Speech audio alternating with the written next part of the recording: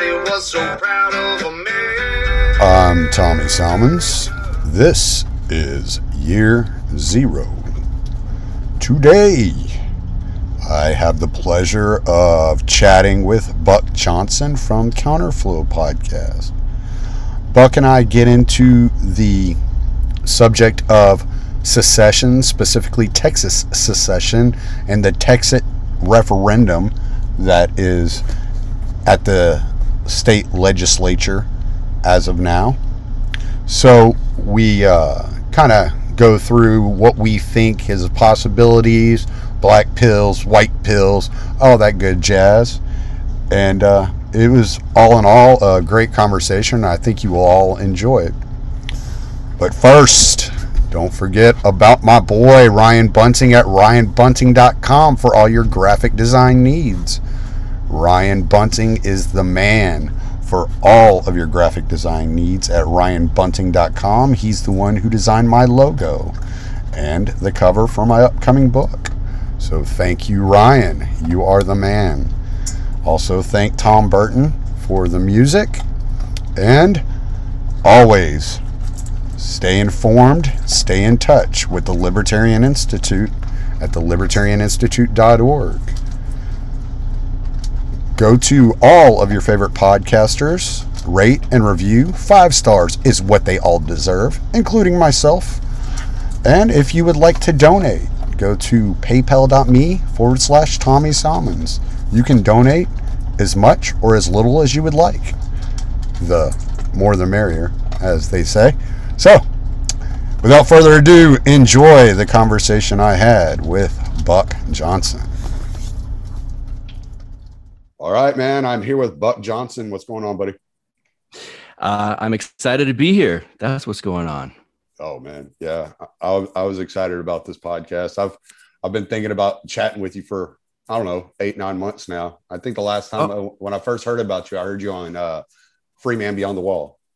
Oh, yeah. Okay. Shit. Yeah, that's been maybe a year or so. That was a nice little bump for me when that happened. So, no, I was saying Pete's a really good guy. He's come on the. He was the second guest I ever had on the podcast. I met him on Twitter, and right after he had started his podcast, and I was like, "Hey, dude, I'm starting a podcast. You want to come on?" He's like, "Yeah, why not?"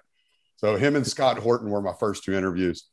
Okay, Scott, is when I first started doing this, I was amazed at how open Scott was to doing interviews. It was always just like, it's funny because when you text him, it's so short in comparison to when you speak with him, and he likes to speak a lot. And so he just write me, "Yes, sir. When?" And it's like, wow, I didn't expect that, that quick of a response, that being open to doing my show at the time. It was so small. Yeah. But Scott, I always told him he's got a punk rock ethic, meaning like, I'm not above anyone else. I'll do whatever to help people out. It's very cool. Yeah. He's awesome.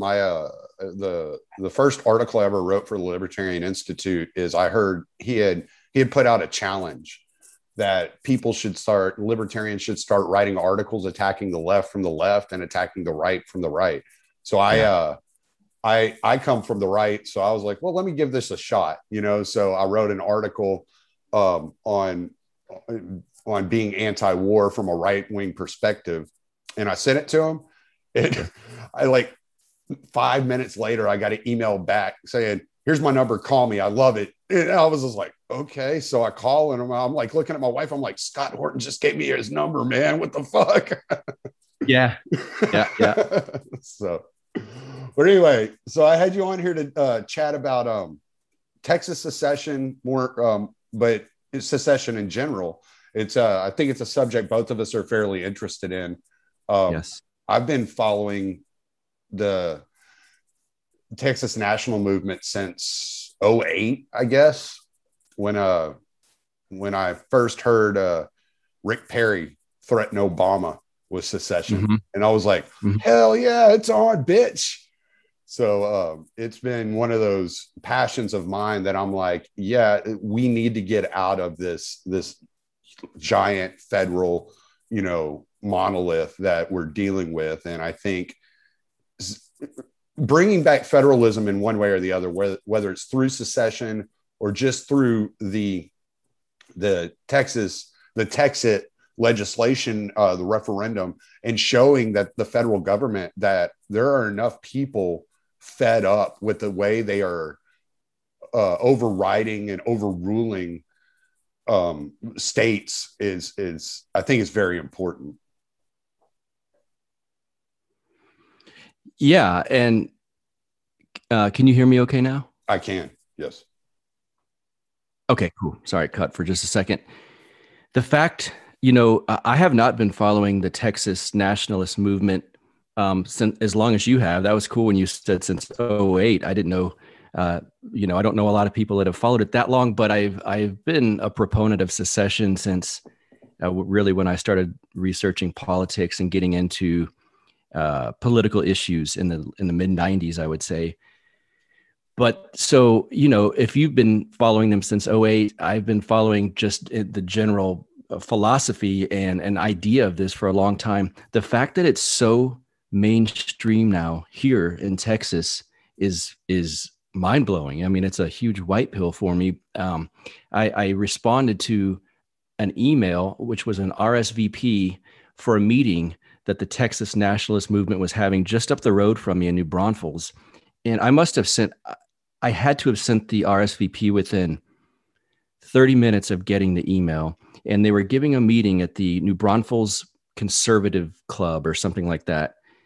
And the next day I get some feedback from them, and it said, we're booked. We're sold out. And wow. I could not believe, I mean, granted, it was during a COVID time. So maybe they were allowed slightly less people than they typically would be in this vicinity.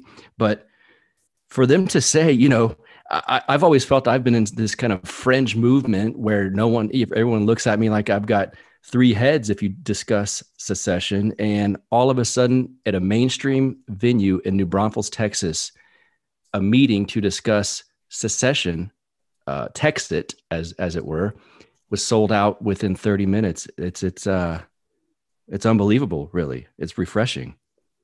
Yeah, that's pretty remarkable. That's really quick. And see, I'm not even really familiar or aware of how popular the movement is in Texas. So I'm not sure what to think about the referendum if it does actually make it to the ballot. I don't know. I have no, I'm not trying to guess one way or the other whether it passes or not. What I would like to see is enough of a percentage of voters voting for it that it at least makes those in DC take a step back and say, okay, what the fuck is going on? Maybe the way that we're handling our business and the way that we are, intruding on the rights of citizens in these states is too much. Because one thing I wish Texas would do is look at the way that states like California deal with immigration. Yes. And say, we can nullify, we have the power to nullify, Yep. or marijuana or, psilocybin mushrooms in Colorado. These types of places are nullifying federal laws. And it's like, is as much as the governor of Texas, Abbott at the moment, but it's always the same story, no matter who the governor is, likes to go around and beat their chest and be like, we are Texas. It's like, they don't act that way. And it's really frustrating. Yeah, but it seems to me that with the rising popularity of this, and now I do think it's helpful that Biden is in office with Kamala Harris, because I think you're seeing states like Florida lead the way, and that governor clearly has enough balls, it seems, to fight federal intrusions and at least to try to provide the way forward for his state. He defied the lockdowns. He defied mask mandates. And so hopefully Abbott and maybe some of these other red state governors can, politics is always, it's like football. One coach starts doing this common play that fools everyone. Then, it's a copycat league. Well, politics is a little bit like that as well. So I'm hoping Abbott takes a page out of the book of Governor DeSantis and grows some balls and fights things like federal overreach, even if it tends to benefit him at some points or another. At least start fighting this, and that would provide a soft secession, nullification, this kind of thing. And I do think I'm going to be interested to see what happens with this vote. Like you said, I am not under the thought that if it does go to the ballot in November, that it's going to pass. I'm very curious to see what the percentage would be. If it's, upwards of 20 to 30%, I think would be a giant white pill for us. And that's a lot.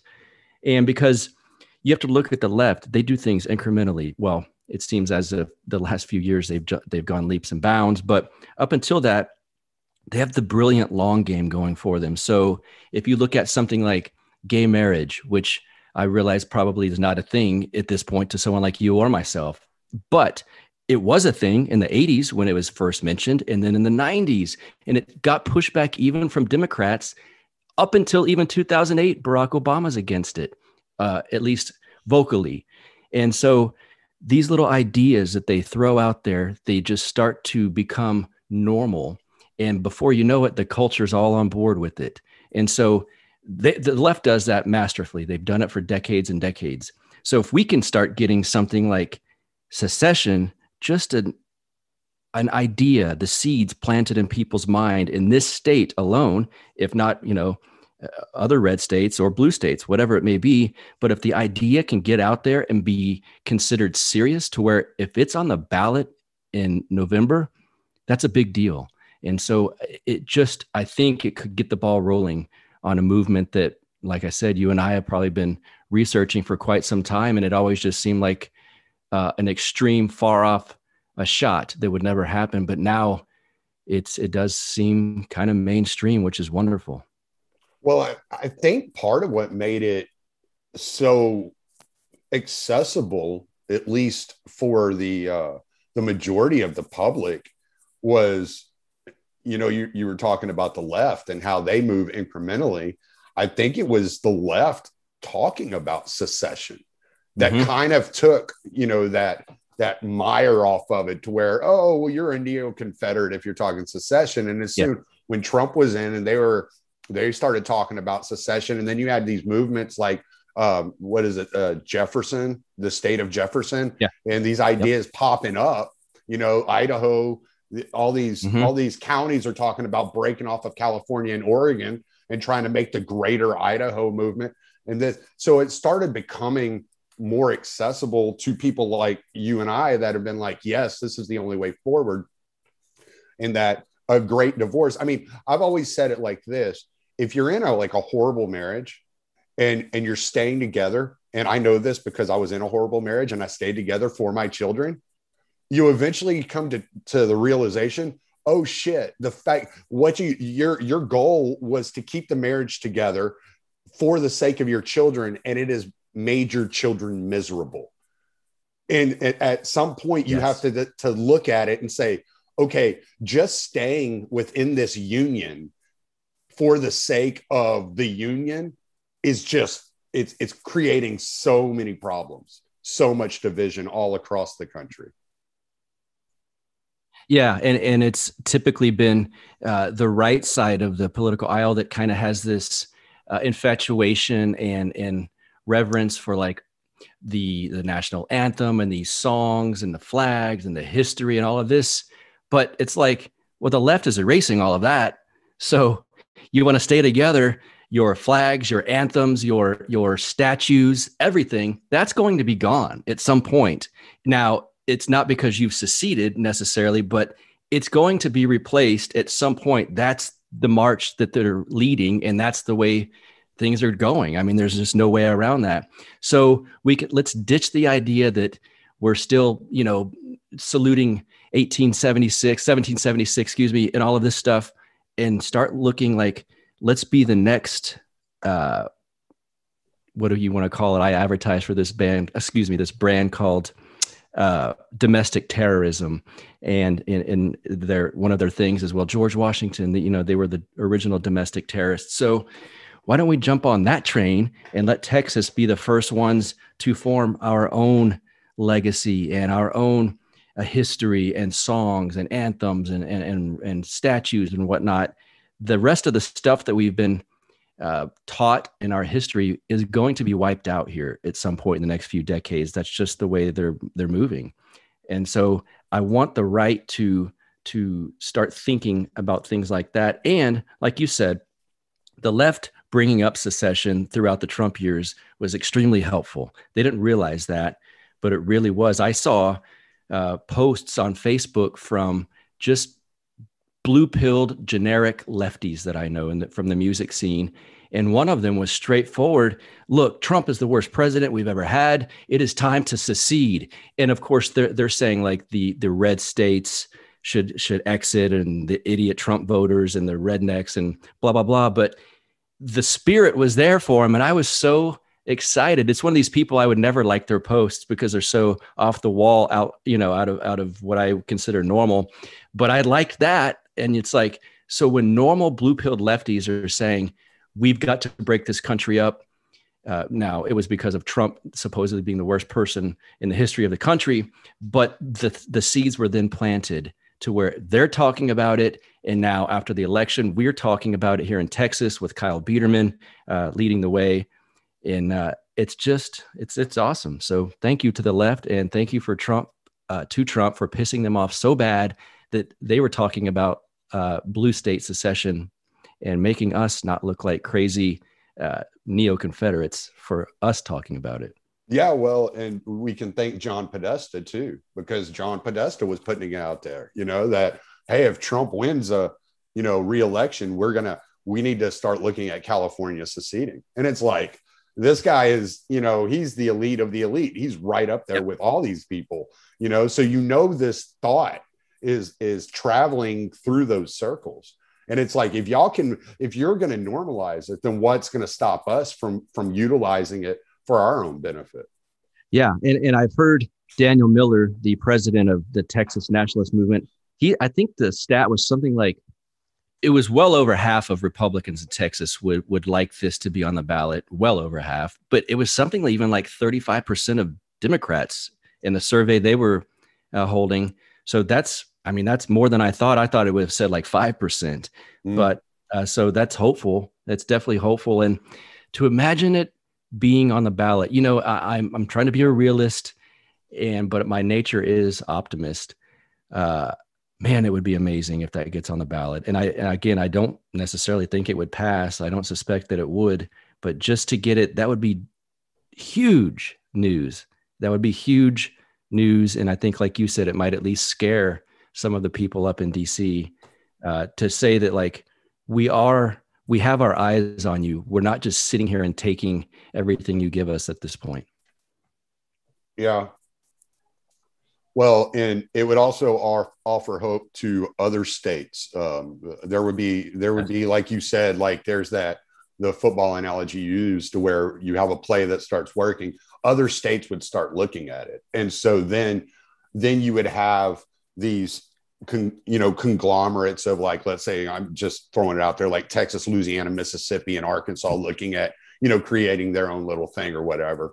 Yeah. Because any person who's done any studying on tribalism and the way that tribes work and the way that people interact will honestly assess the size of the United States and be like, there's no way these people can live in harmony in any which way, which is what made the system of governance, of federalism or anti-federalism, however you want to say it, so wonderful, because there was that, okay, we are our own thing. Alabama was Alabama. It was kind of its own thing. North Dakota was kind of its own thing. But with this explosion of these cities like New York or LA, and they're trying to push this straight democratic, vision for voting so that they can always remain in power, you're creating this divide. And you're basically saying, if you live in North Dakota, you must live under the same rules that we in New York City live under. And it's like, if you've never been to North Dakota, you've never been in Montana and seen the fucking monsters on the side of the fucking road, man. If you've never seen a moose in person or a wolf in person, yeah, these motherfuckers need guns, lots of guns, because these things are massive and they're scary looking. Even in an 18-wheeler, these things will scare the shit out of you, you know? Yeah, that's one of my many issues with leftism in general, is that it's a supremacist movement. It's totalitarian in nature. So by its very nature, of course, the people in California and New York want to make the people in North Dakota and Montana and Alabama live by the same rules, because their vision is a supremacist vision, and they will not stop until that's the goal, is for everyone to live as they see fit. And that's the issue. And that's why I want to leave. And you see this all of the time. For instance, when Georgia had some kind of vote, as did Alabama a few years ago, I believe on late term abortion or something along those lines. It had to do with abortion and when they saw it fit to get it or not get it. Well, California, the Hollywood industry was threatening to never shoot a movie in one of those states if they changed their abortion laws. And you see this, and it's like, you people do not give a shit about people in Alabama or Georgia until the politics go against what you want. Right. That's when they decide to care about people in those states. And so you can see example after example after example. And I've got a pitch. Not that there's probably a lot from the left listening to your show in particular, but for people listening who do want to talk secession in a mainstream environment. Look, if Texas secedes, Democrats will forever hold the presidency in the United States, in the rest of the United States. So for all these lefties that say that we're rednecks or crazy for wanting this, look, if we leave, you'll never have a Republican president again. Mm-hmm. And do all you want, go for it, the rest of America, but we're gone. So I do think that's an important something to bring up, because if the Electoral College loses Texas, then the Republicans are done. Here's something I want to bounce off of you. It was something I was thinking about leading up to the podcast, and I thought you might have something interesting to say about this. And I think it goes right along with what we're talking about with the cities and the supremacy and all that. The big debate of the founders, at least one of the big debates between Jefferson and Hamilton, was Jefferson felt like the way to experience, for people to experience liberty, was in an agrarian society, right? And Hamilton had this industrialized vision, which basically led to what we have today. I mean, like, Hamilton pretty much structured the world we see around us today. And so do you think that Jefferson, because I was kind of thinking that maybe Jefferson saw the potential problems with the large cities and the super industrialized society, and he realized that there needed to be the agrarian sections that were to remain freer and living on their own, and not to end up with like a Bill Gates with 242,000 acres of farmland and things of that nature. Have you wrestled with that idea, Andy? I've not. That's a very fascinating point. I've thought of it in different terms. Obviously, the Federalist versus anti-Federalist debate between them, that the vision that they had, like you said, unfortunately, the Hamiltonian vision is apparently won. But yeah, that is an interesting thought. That if he had realized that, then his foresight was incredible, given the time that they were in. To envision anything like that back then is amazing. But I do think his propensity to push toward a decentralized country was certainly better than the opposite, because now we're living with the opposite, and we're trying for the decentralized part of it. Well, that's what I mean. I don't think anyone in our circles would argue, unless I get when you get to the neo-reactionaries and the monarchist vision. But aside from that, who's going to argue that if we could be to ourselves statewide, that would not be a better way to be right now? Right. Well, and what kind of like, I guess like the thing that triggers me is I'm working on an agorist life, right? I'm working on, this morning I woke up at 7:00. I went to Home Depot and bought a shit ton of soil, and I'm getting these garden beds all set up and planting all type of shit. And then I go and I lay down and I'm getting ready to jump on the road at 7 o'clock tonight, so it's like this whole, I'm working on situating myself and just the ability to create my own food, to kind of separate myself in these ways that I feel like I'm more free. I'm creating more freedom for myself. And I'm wondering if he saw that, because there was this potential, they all knew the potential of the evils of a central bank and how central banks could turn authoritarian. And Hamilton was insistent that it was necessary for defense.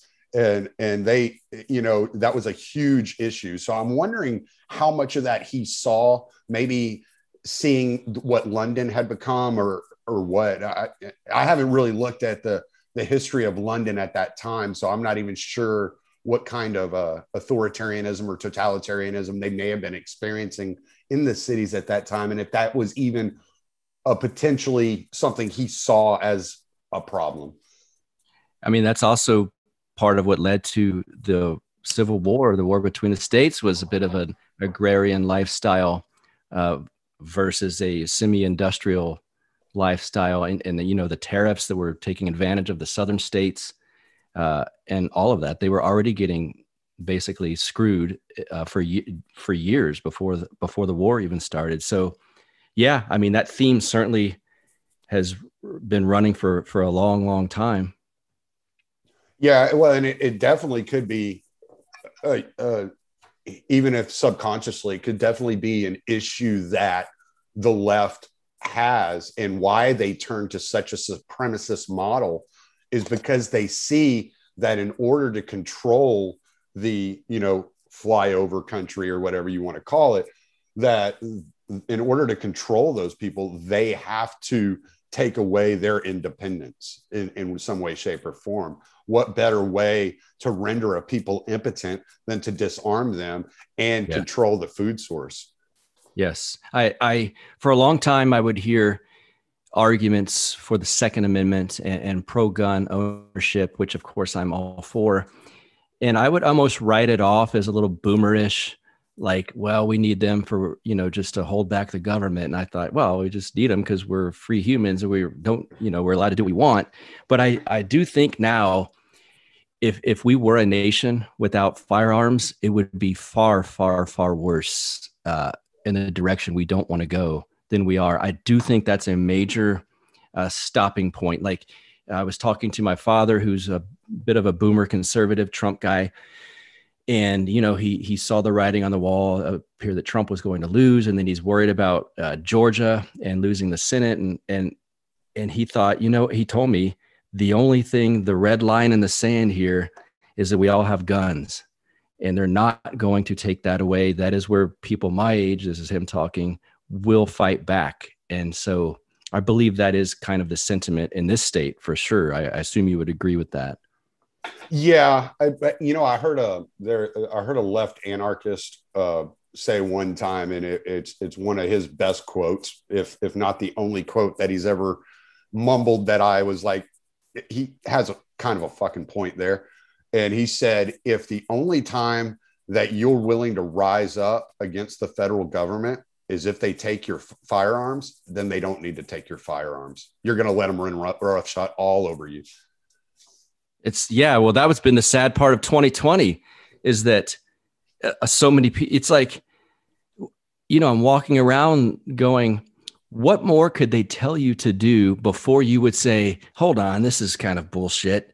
You see someone now, even in this state, full of, you would think, more common sense people than say the Bay Area. Sorry, Thad. But even in this state, you see people with 2 masks on by themselves in their car. You must see it all the time, being on the road constantly.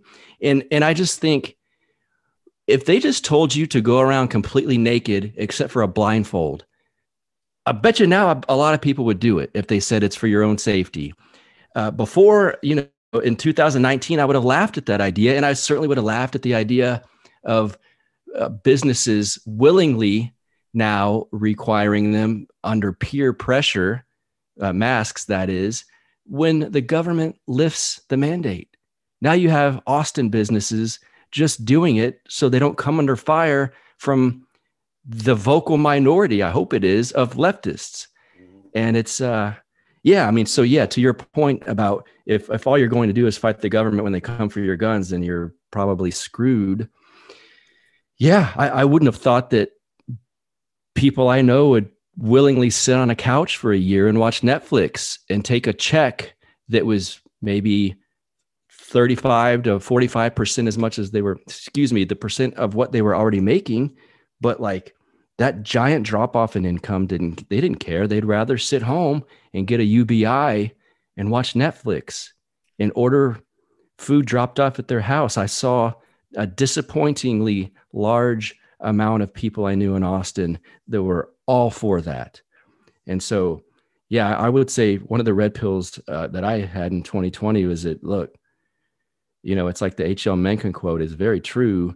People, honestly, a lot of people are more worried about feeling this false sense of security rather than actual freedom and liberty. Mm-hmm. Well, I think Tom Woods has done a great job of discussing, there's more to life than just surviving. Yes, to a lot of my friends, my ex-friends now, 2020 was a great breakup period. To a lot of those people, there isn't a lot more to life than that. That's what was so crazy to me. Yet to us, my life, other than playing music, because I used to play gigs on a fairly regular basis. Other than that, my life didn't change that much because I kept working. I kept doing the podcast. Once we were allowed to go eat at restaurants, I was still going to eat with my wife. We flew out to California to see friends, and I still had friends over. I've got a group of Austin ANCAPs that we hang out, and shit, if this whole thing started in March of last year, I bet you by April or May, we had a big party. I remember texting my dad, "Hey, I'm going to a friend's house. There's a party." And he's like, "What?" I said, "Yeah, it's anarchist, man. We don't give a shit about all of this stuff." So it's sad to see. And having done that this whole last year and a half, I do see friends and it hits me like, wait a second, that guy posting on Facebook, he's not really done much since March of 2020. If anything, it's mind blowing. So, and I would say if there's any reason to be discouraged about the TEXIT referendum, it is exactly what you're describing right now. Yes. One of the things I told Pete, like the day it happened, it was the day after Abbott announced that he's lifting the mandates, and I'm out. I was down in Laredo at the time, dropping a load, and I stop at a truck stop that I've been to before. And every truck stop through 2020 up until Abbott said he was lifting the mandates, they were just like, whatever, wear a mask, don't wear a mask. I would just walk around. Nobody would ever say anything. As soon as he announced that the mandate was being lifted, suddenly they're like, you got to wear a mask. And everybody's wearing, and you're like, the fuck is wrong with you people, man? How is it just right. Because the governor said something the next day, you're like, oh my God, we're all going to die. He's trying to kill us, And it's like, no, man, come on. It's no different than what you were dealing with just yesterday, the day before yesterday. It's all the same. And so that mental break that we've seen, this addiction to the nanny state. And it's something I was somewhat prepared for because my wife had lived in England for a while, right? And she had a lot of friends in England. One of the things she told me about her friends in England was that they would turn down like better jobs because they didn't want to get kicked off the government dole. So they would only work like part-time jobs just to stay under that income amount so they could continue getting that money from the government. So mentally, I was kind of prepared for it. But when you see that these people are redistributing all the wealth from the working class to I call it the parasite class, the corporate class, and then giving you breadcrumbs, based upon the money that you've paid or has been stolen from you throughout your entire life. And you're just okay with it. And I'm like, wait a second. How can you be okay with this? This isn't okay. And so when I would see people like Danny Presti fighting back, or some of these other business owners, the hairdresser up in Dallas fighting back, I was like, thank you. At least somebody cares. Yes. And I think, you go through these days of black pilled and white pilled and everything with situations of this nature. I do think there's more of a freedom loving underbelly here in this state, certainly more so than California, because I do still have a lot of friends out there. And like, for instance, the other day, the Lockhart Bistro here in Lockhart, Texas, where I'm at, just straight up put on Facebook, we don't care if you wear a mask or not. And they put a kind of funny Simpsons cartoon of a guy with his mask on, and then it says 15 feet later, and it shows him sitting in a booth, and it says, like, I just saved the world, and he's got his mask off. And I thought immediately, I was so stoked to see it. I just proclaimed on it, thank you, thank you, thank you. And 99% of the comments under it were nice. Were people saying, thank God someone has common sense. And it said in the thing, if you want to wear a mask, wear a mask. We're not judging you, but you don't have to. And there was one person like, oh my God, I'm disappointed. I'm going to go elsewhere. To which I think, yeah, go elsewhere. You've got 90% of the other places to go to. Let us go someplace that doesn't require it. Just don't go then. And so I do see, I kind of look at these posts on places like that. There's a coffee house in Georgetown that did the same thing. And while those people are certainly brave at this point, which is sad to say, it takes bravery to be normal. There are more positive comments under those posts in social media than there are negative ones. And certainly the negative ones exist. But same with Abbott's post. Yesterday, someone posted Texas, someone that works within government here, and it showed, sure enough, the last 2 weeks since it happened, cases have gone down 33%. Shocking. But all of the leftist loudmouths that I kept seeing on social media were saying, wait 2 weeks, it's going to be the fourth wave and all of this stuff. Well, they've not apologized or claimed that they were wrong about that yet. And so even under Abbott's post, I saw positive comment after positive comment. You get the occasional crazy person with a mask on in their profile picture that's calling him a murderer. But so for the white pill part of this, I do think there's somewhat of a liberty-loving underbelly in this state. Even if they're Trumpers, whatever they may be, there's a lot of people that are sick of the masks, sick of the lockdowns, and don't support it.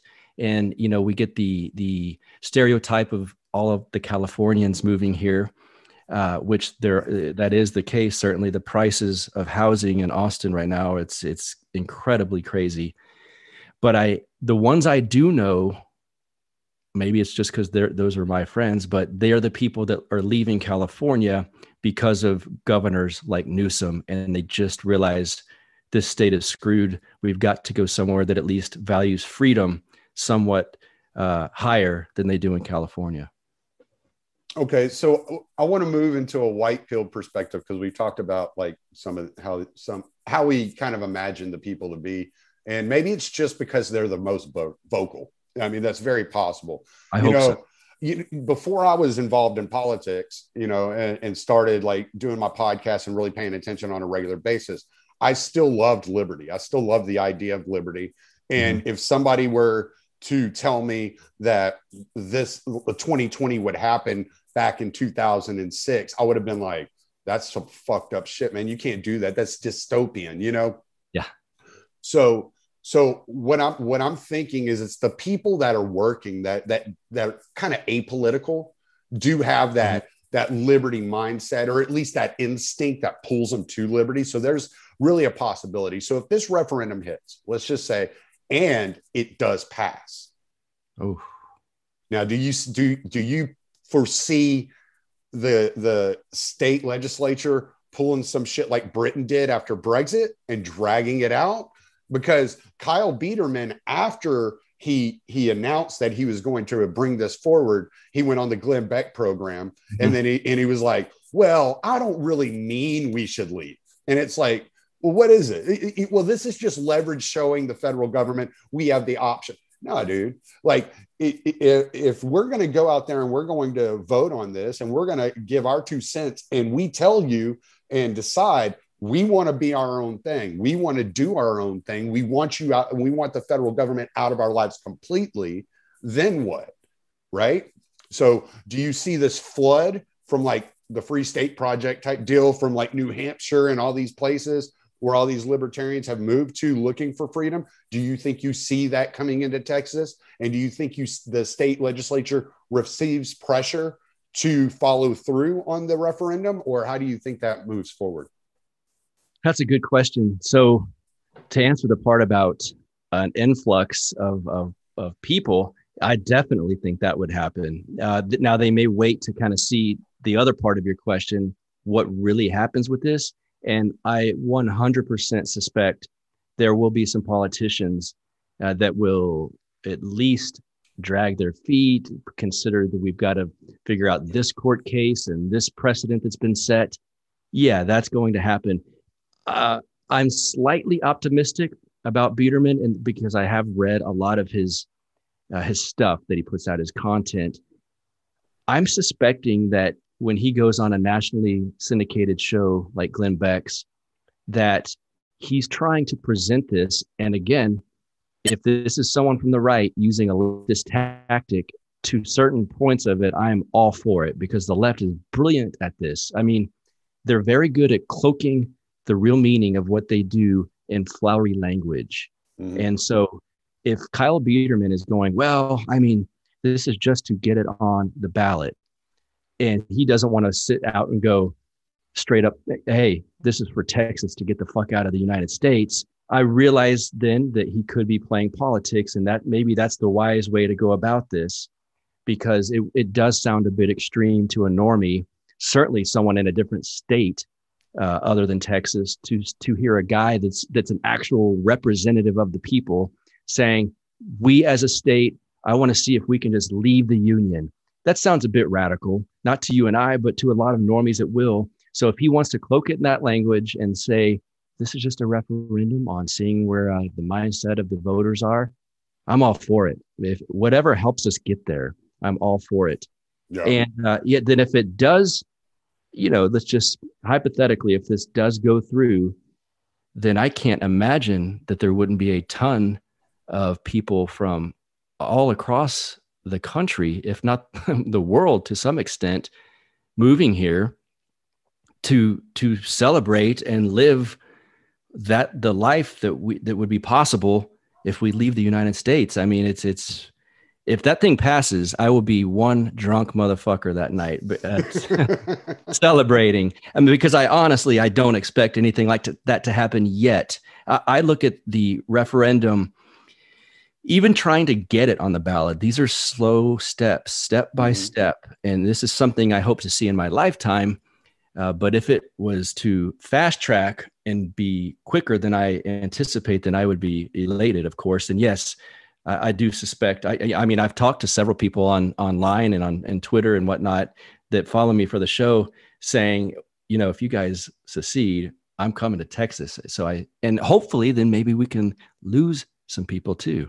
Right. Well, and I was thinking, I don't know, did you see that article about the guy had written that he had moved to Texas and then he lived here for like 6 months and he was like, it's a death cult. It's a conservative death cult. And he like wrote this whole article. It was like, yeah, thank you. Bye. We don't want you here. Exactly. Go. And here's what's crazy about him. He was in Austin. And it's like, you think that's a conservative death cult? You might want to step outside the boundaries of the city limits of Austin, Texas. And boy, your head's going to explode. But yeah, that was classic, man. I mean, talk about a classic blue-pilled lefty. To be blindsided like that is like, and then he was bitching, and it's really hot here in the summer. Yeah. We all have the same technology. Did you not have the Weather Channel to just kind of check things out before you moved here? So that was humorous. And I was happy to see that it was getting passed around as more of a spoof almost than something that was legitimate. But yeah, he wrote it in all seriousness. Yeah, it was funny. I was cracking up. Yeah, when he's like, "Yeah, it's really fucking hot there." Yeah, welcome to Texas, man. Like, Yeah, what the hell yeah. you Well, want me to tell he should you? have gone down where you're at in East Texas and see Yeah, how he likes the humidity. exactly. I remember my wife came. She's from South Africa, and so when she landed over here the first time, we walked out of the airport, and she's like, "Oh my God, what is that? Like, Yeah. what is on me?" I was like, Why "It's is my called shirt wet humidity." now? Yeah.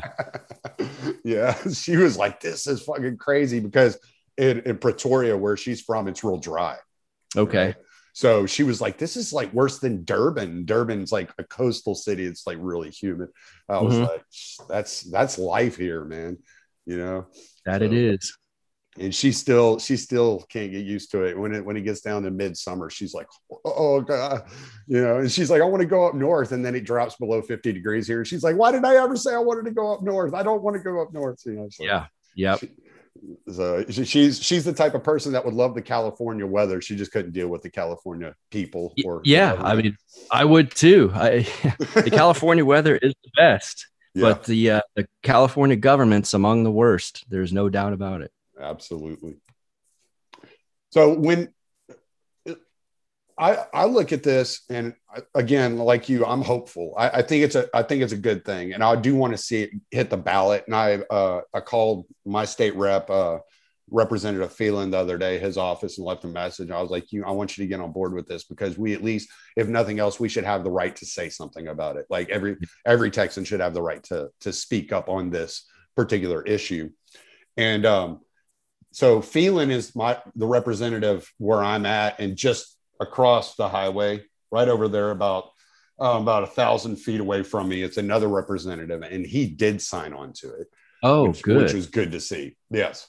Yeah. So I'm 4 miles outside of a little town called Mauriceville, population 2,000 people. So Okay. we're probably about as independent as any town in Texas as it is. The way our city works around here is everything's done off of barbecues and crawfish boils. That's how they earn their money. Everything's, voluntary around here, which is pretty cool. There's no city police or anything like that. We do have Orange County that runs around, but for the most part, we don't see many police around here because we don't have a city police. City Hall looks like it's permanently closed. I've never even seen a car parked in front of City Hall. Wow. I mean, yeah, it's just ultimate small town America. So I love it here. So when I come home, so that's what I'm really hoping to see, is that type of independence really stand out, and people see like, oh, we have the opportunity to make Texas our own and make it our own thing and create our own kind of nationality, which is fine with me to talk about that at the beginning stages of it. And then I'll completely abandon nationalism once again. But yeah, exactly. And I've seen stuff within the Texas Libertarian Party where there's been proponents of this TEXIT, and I've seen them fight against it in the Facebook group and whatnot. Like, oh, well, it's just going to be a bunch of conservatives, and it's like, hold on, dude. If you're a libertarian and you don't support decentralized government, I mean, we have a government, so if you don't want it as small as possible, then what are you doing? And so to be worried about, well, then they might be more like Rick Perry or something than Gary Johnson. Well, yeah, but we can figure that out once we get there. It's like the classic minarchist versus anarchist argument. Let's figure that out once we get to minarchy. Then we can debate about what happens after that. So yeah, it strikes me as wild when I do see there's a lot of blue pill people in the Texas Libertarian Party. But I've seen some of those guys push back on this. Like, you don't want just Republicans running your state kind of thing. It's like, well, maybe there's a better chance for a libertarian to get elected than in a small venue, like just one state. Right. Well, I mean, even look at even on a city scale. I mean, who's running in the cities? Because I mean, look at like Glenn Jacobs, in Tennessee, right. So I mean, it's one step at a time here, like you said, and you got to progress through this, and we got to take it into our mind. Okay, we have to really think about this from a logical point of view. If, let's say, Texas secedes, and Texas is the ultimate red state, it's super Republican, which Texas has been pretty Republican for my entire life. And, other than the war on drugs, it's really not that bad. That's probably the worst part of it. They probably will implement some pretty strict immigration policies that I won't like, but okay. The federal government, the way the federal government deals with property and borders and things like that isn't the way I want it dealt with. Texas isn't going to be, I guarantee you, the Texas National Guard isn't going to be going overseas starting wars. Correct. I can tell you that much. I at least know that much. We have a governor, and Governor Abbott, who every single year he gets our property taxes reduced, which is a good thing. I mean, he makes a point. I mean, he sounds like super libertarian when he talks about property. He's like, the citizens of Texas are not renting their property from the government. And I'm like, yes, thank you. At least you're saying something I can get on board with. You would never hear a Democrat say anything of that nature. Never. Now, you'll never hear the federal government tell the people of the United States that their property is not rented from the federal government. They're never going to give that amount. So at least we have the potential of shrinking the size of government and the scope of government, the powers of government. And then what, in Texas, how many people are there in the state of Texas? It's something like 30 million people, something like that. 20 to 30 million people in the state of Texas. So my voice is 1 out of 20 million instead of 1 out of 300 million. Yeah. Well, that means I have more of a say, It may not be perfect, I may not be completely autonomous, but I have more of a say. So you have to really break this down and say, okay, where are we moving? Where are we going with this? If you can decentralize the state from the massive gargantuan that is the United States federal government, then what's going to stop you from starting to decentralize cities from the state legislature? Because Austin's not going to be happy with the state legislature. They're going to want different laws. Now, I'm not going to like their laws and their regulations, but they're going to want different things. So they're going to start fighting against the state legislature in this way, and we've already kind of seen that with the mask mandates and things like that, the mayor of Austin. And so you'll have more of a push to decentralize completely across the board, which is eventually going to lead you to a freer society in your locality.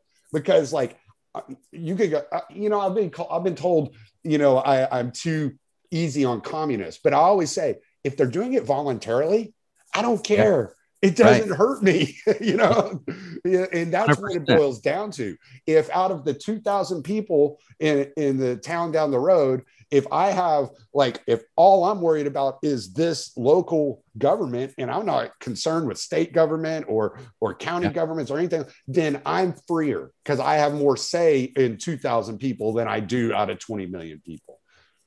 And people, they don't take that into consideration, Yeah, exactly. And that's I would see these comments from the libertarians, and they were fighting decentralized government. And I thought, well, that's kind of why we're all here, to get that decentralized down to the lowest level, which would be the individual. But you got to start somewhere, and let's start with TEXIT. And that's a good point you bring up, how with the cities within the state are going to want to be run more independently. And once we secede, if that's ever something that we can do, at that point, the state government's got to at least see okay, this was better off for us. Now maybe let Austin be Austin. That seems to be the trend that worked better for us leaving.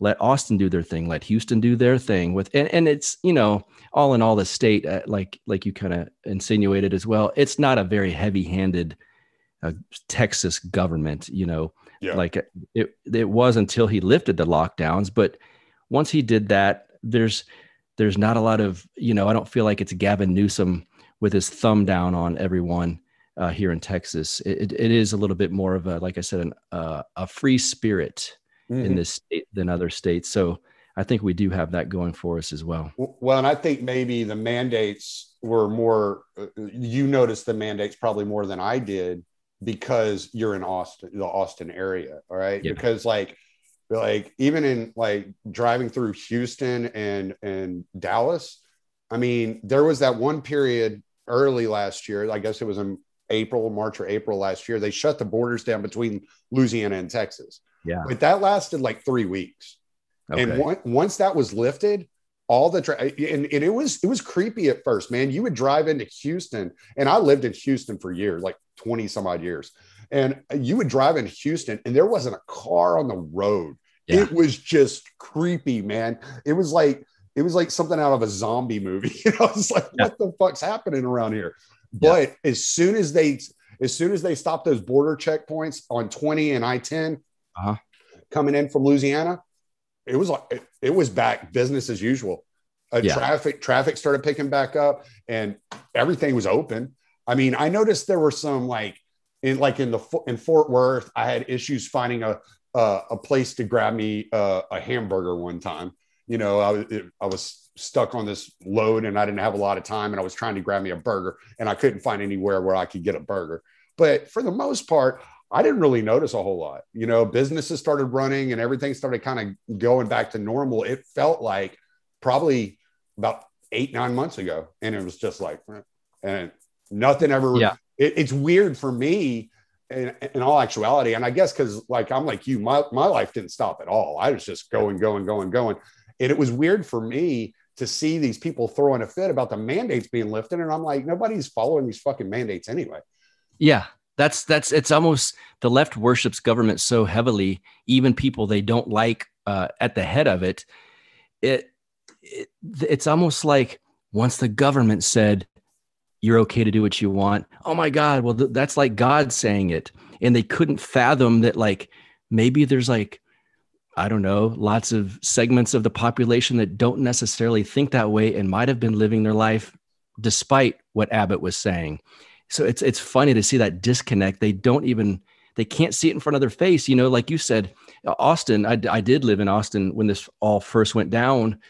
And for about a month, it looked like somewhat of a ghost town, which if you know the Austin traffic, that's almost a miracle. Yeah. And about April or May, I'd drive around and it's like, boy, people keep posting and stuff that they don't want to leave their house and they don't want to do stuff, but a lot of traffic out here all of a sudden. And so it's just funny how there can be organically just people just do as they want and go about life, while the left is still like, well, the government didn't say we could do that yet. And they just sit there. It's amazing.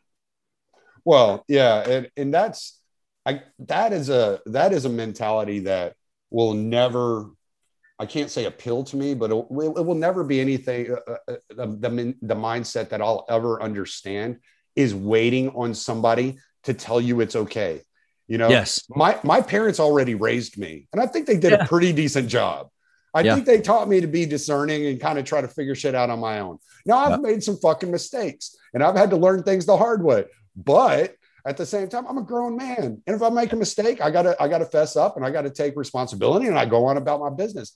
But so many people don't like that R word, man. Responsibility makes them cower down in a corner and cry like a little fucking baby. And it's like, how have you survived 40, 50 years? Where did you live? Have you been in your parents' basement your entire life? What's going on here? Yeah, I kept, after the Trump election in 2016, when all of this craziness reared its head, much worse than it had in decades, it seemed like, I just looked around and it was like, what did Obama do to you people? What the fuck is the matter with you?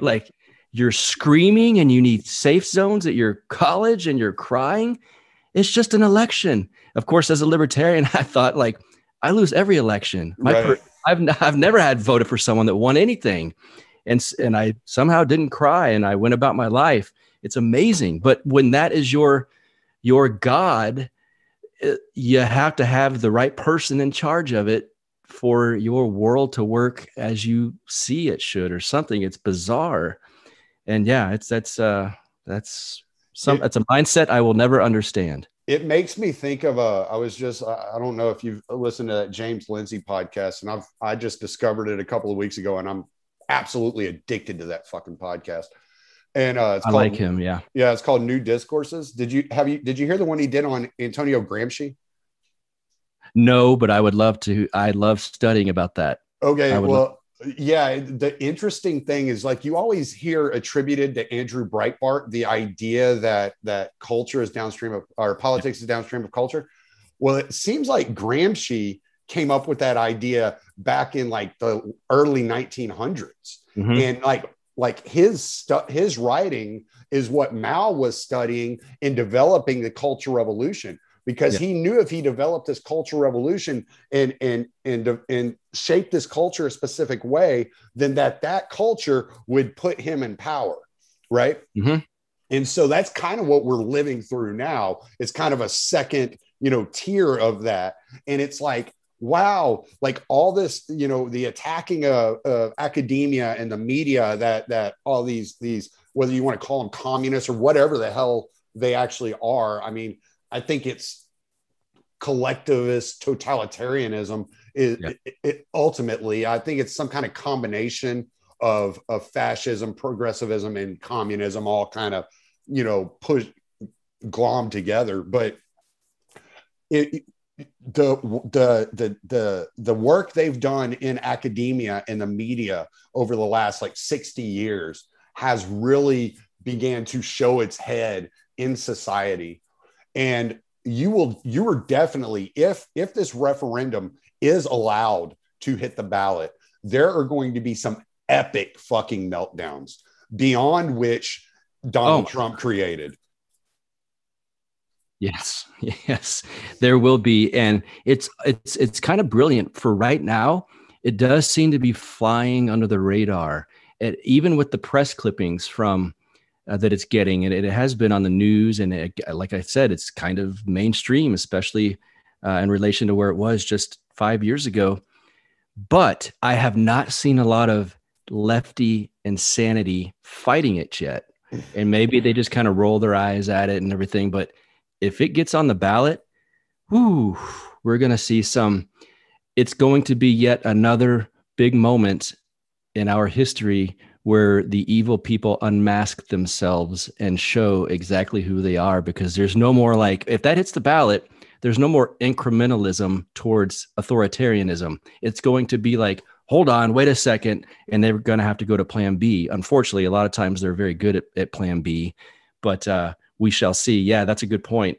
It almost makes me, I wanted to hit the ballot so bad already, but that's just another wonderful reason to see the insanity that would erupt. Yeah. All right. We're just over an hour. I just wanted to make one more point and then let you finish up and give all your plugs, and we'll call it, we'll call it a day. I saw the Texas Tribune cover it, and this was right after it was announced. But the way that it seems to be covered from the left, and I know people say Texas Tribune, that can't be left. Trust me, that's as blue-pilled left as it gets in Texas. The way it seems to be covered by the left is, well, the Supreme Court has ruled on this and they've determined it's illegal, so it can't happen. And I'm saying, okay, do you realize what the Supreme Court is saying is that we authorize the federal government to use violence against any state that determines they want to be free of the United States. And that if that is voted on and it is passed, you're going to get caught up in the middle of this bullshit too. So you ought to be paying a little bit more attention other than just kind of brushing it away, going, no, it can't happen. Okay, buddy. But if it does happen, you're going to be right in the middle of it along with everybody else. Yeah, that's a good point. I hadn't seen, I've seen individuals using that particular excuse as to why it won't happen, but I have not seen from media yet. So that's interesting to know that that was their spin on it. And again, it's like, you need a better spin than that, because if it were to be voted on and passed, we're looking at some more serious moves forward here than just someone going, wait, one time there was this court decision that said you can't do this. Like, we've just voted to leave. Like, what are you going to do? Well, we voted. We didn't give a shit what they said. That's what we exactly. It's like being in an abusive relationship and one person wants to leave and the guy goes, well, I've got a marriage certificate. It's like, who cares? I'm leaving, so it's weird. Yeah, exactly. All right, man. Well, plug everything. All right, plug away. Let's see. Counterflow with Buck Johnson is the podcast. You can find that on any podcast platform that I'm also, oh, you know what? I need to plug the YouTube channel. I'm poor at doing that. And the guy that does all my video work said, would you please start plugging this? So I do have a YouTube channel. Also just search Counterflow with Buck Johnson. You'll find it. Let's see. Oh, on Twitter at Buck Rebel, BuckRebel. And and there's a Telegram room. Is that what it's called? Yeah, Telegram. It's an app for the phone. We've got a room on there, also Counterflow with Buck Johnson, and it's really enjoyable. There's lots of good people, listeners of my show, and there's people sharing articles and information, and it's a very good place to go for conversation, discourse, and good knowledge, articles, and whatnot. We talk about secession a lot in there. So if you're interested in this topic, you will find it in that Telegram room. And that's about all the plugs I got. All right, man. Well, congratulations on your move to, what is it, Renegade Media is what Thad calls it? The Renegade Media Network. Congratulations on that. That's awesome, man. I'm happy for you.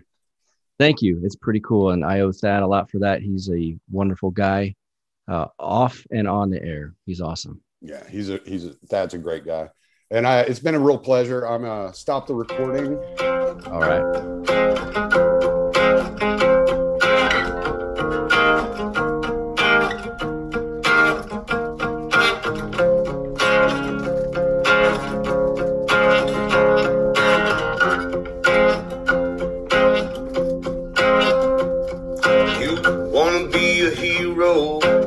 Said you're just a slave.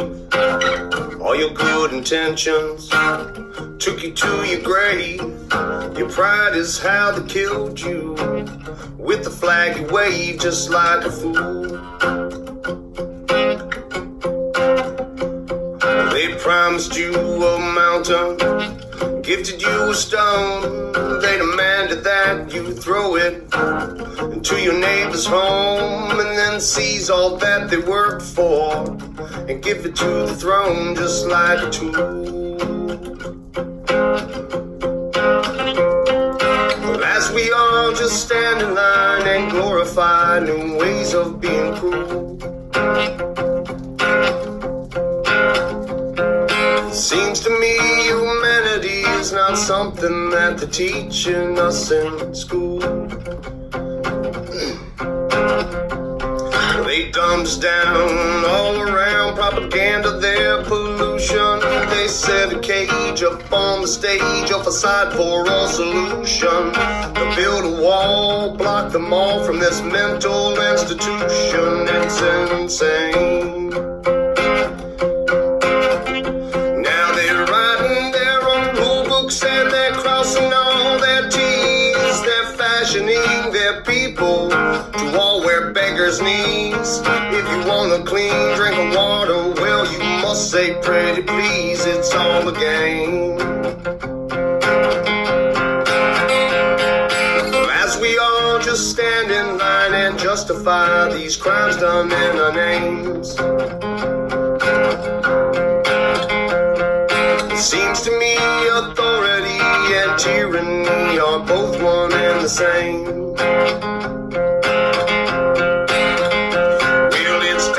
Change the channel, it's time to set things right. Make them all rot with fear in their beds at night. Devour all their worthless souls and sacrificial right, just like we should. Cause this world it needs a cleansing to burn away the shame and destroy all the remnants of those who are to blame. And we'll stack them up like cordwood, watch them sizzle on the flames for good. Well, as we all just stand in line waiting for some kind of Robin Hood, our liberty will never be until our right to freedom is understood.